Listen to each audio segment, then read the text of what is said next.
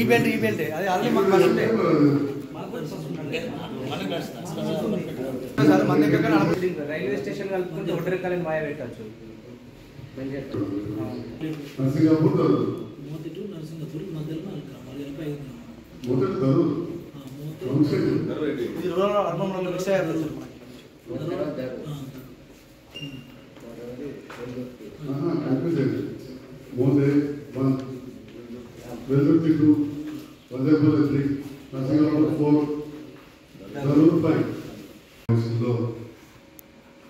సర్పంచ్లకు దాదాపు 5 సంవత్సరాల కాలం ఒక 20 రోజులు 25 రోజులు పూర్తవుతుంది.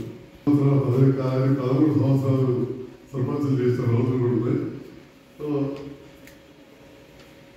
ఈ సర్పంచ్ల పదవి కాలంలో కావచ్చు మా ఎంపీటీసీలకు ట్రైనింగ్ లేదు. ముఖ్యంగా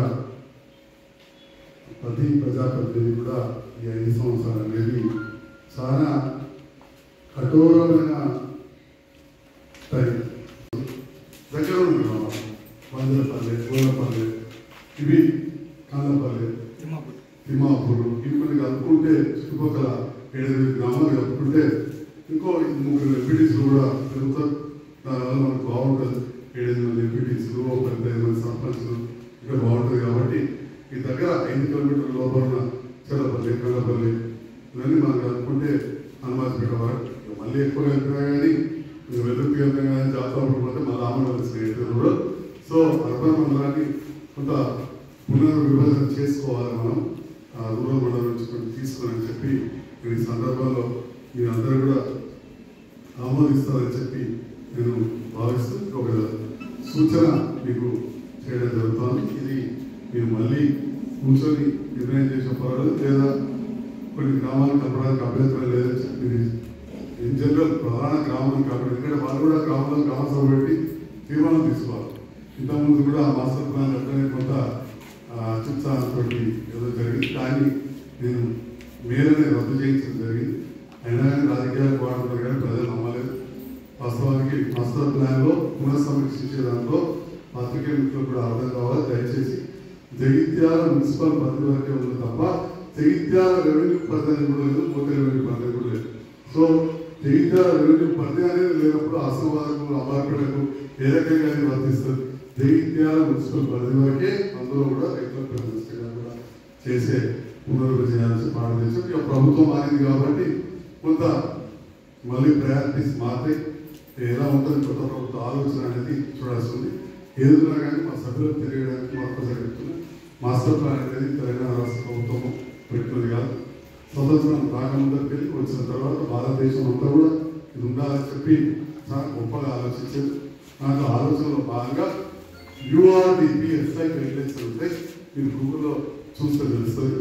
అర్బన్ రూరల్ డెవలప్మెంట్ ప్రోగ్రామ్ మంచిగా వెళ్తుంది. దాని ప్రకారం చేస్తారు. అది కూడా చూసుకోవాలి. సో తెలియకుండా తెలిసిన వాళ్ళు కూడా తెలియనట్టు కొందరు దాన్ని దుష్ప్రచారం చేశారు. మన పట్టణాలు బాగుండాలి, ప్రజలు బాగుండాలంటే తప్పకుండా ప్రణాళిక ఉండాలి. ప్రణాళిక ఉన్నప్పుడే మనం మోడీలు ఎట్టుకెళ్ళి ఎక్కువాలి తెలుస్తుంది. జగిత్యాల దాదాపు చుట్టుపక్కల పంపిస్తుంది. అటువంటి సందర్భంలో జగిత్యాల పట్టణంలో ఏ నీళ్ళు ఎక్కువాలనేది తెలవాల్సిన అవసరం ఉంటుంది. ఏ లేఅవుట్ ఉండాలి అవన్నీ కూడా కొంత మీరు కూడా ప్రజాప్రతినిధులు సహకరించాలి. ఎంపీఓ గారు, సెక్రటరీస్ కూడా కొన్ని పాటించాలి. ఎందుకంటే ముందు తరం గురించి కూడా మనం ఆలోచన చేయాలి. ఎప్పుడు కూడా సాధారణంగా పక్కడు ఏమనుకుంటాడు, వీడేమనుకుంటాడు అంటే ఈ సాయిబాబు గుడి పక్కకు మోడీ నిర్వాహం సాయిరామ్ నగర్లో తెలియని పరిస్థితి ఉన్నది.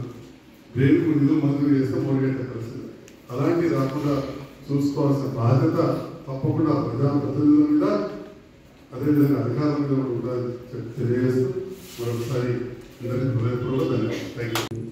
ఒక బోర్డు ఇది మా ప్రభుత్వం. దాంట్లో బాగానే మా ఎమ్మెల్యే ఇచ్చిన పనులు కూడా 2.5 కోట్లు పార్టీ తీసుకున్నారు. సో ఈ మన దగ్గర ఏంటంటే జగిత్యాల పట్టణానికి దగ్గర ఉంటుంది కాబట్టి కొంత ప్రైవేట్ సెక్టర్లు కావచ్చు.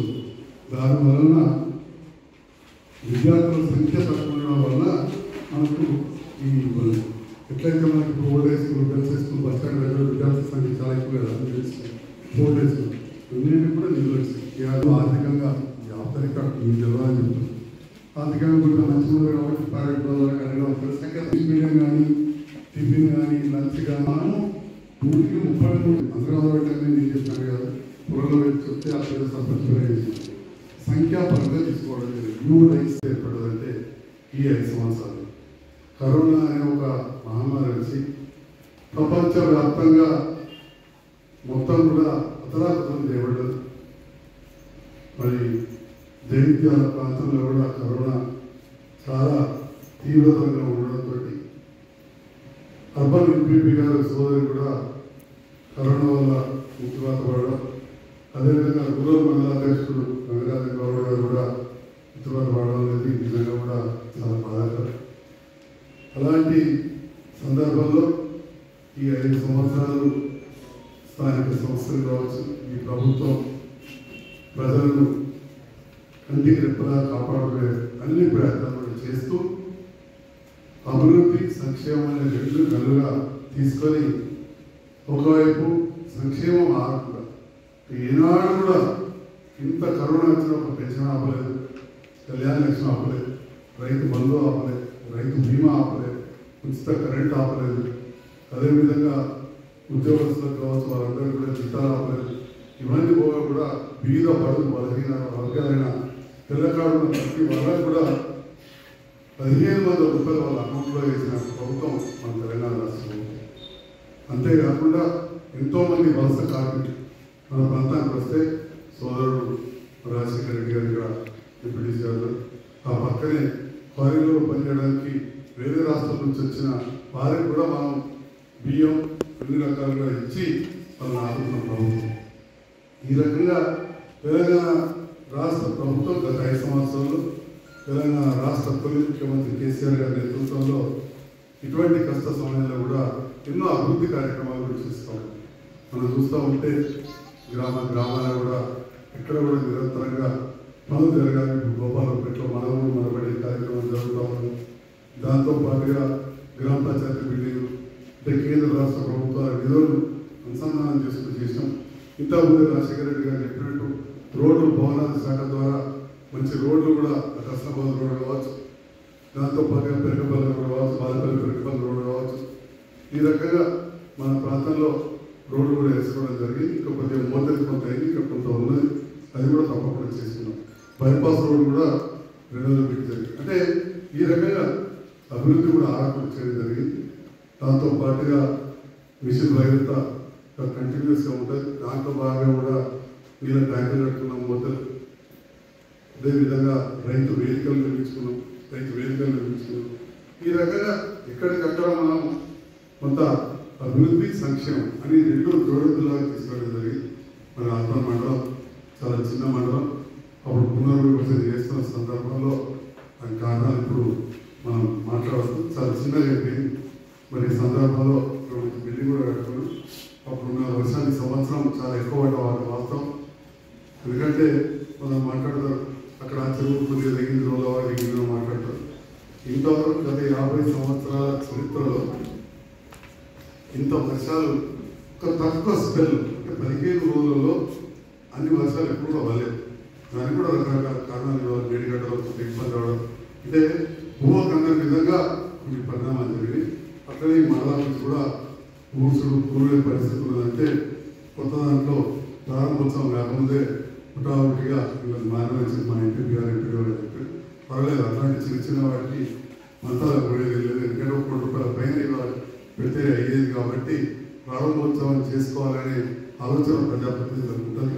అదేవిధంగా అధికారులు కూడా ఉండాలి. తప్పకుండా కొంత వైట్ వాష్ అది చేసి ఏదో ఒక నిధులకి చేసుకొని తప్పకుండా అతి త్వరలోనే మా సర్పంచ్ సకాలం పూర్తయ్యే లోపలనే చేసుకున్నాం. కూడా రాకముందే చేసుకున్నాం అని చెప్పి కూడా తెలియజేస్తూ మరొకసారి ప్రజాప్రతినిధులందరూ కూడా శుభాకాంక్షలు. దాదాపు 5 సంవత్సరాలు ముగిస్తున్న సందర్భం ఎంపీడీసీ కూడా తప్పకుండా ఎలక్షన్ కంటిన్యూస్ వచ్చి కూడా ఉండకపోతే తప్పకుండా మళ్ళా సమావేశాలు ఉంటాయని చెప్పి భావిస్తా ఉన్నా. ఈనాడు నన్ను ఆహ్వానించిన ఎంపీ గారికి, ఎంపీసీ గారికి, ఎంపీడీ గారికి, సహకరించిన పీఈసీ చైర్మన్లకు, ప్రజాప్రతినిధులకు, అధికారులకు, పాత్రికేయ మిత్రులందరూ కూడా పేరు పేరున నా హృదయపూర్వక నమస్కారాలు తెలియజేస్తూ చివరిగా ఒక చిన్న తీర్మానాన్ని ప్రవేశపెట్టాలని చెప్పి సందర్భం కోరుతున్నా. మరి మండలం బాగా చిన్నగా అయింది. దీనికి దగ్గర ఉన్న గ్రామాలకు మొన్ననే కొంత అర్బన్ రూరల్ మండల సర్పంచ్ కొంతమంది సూచించిన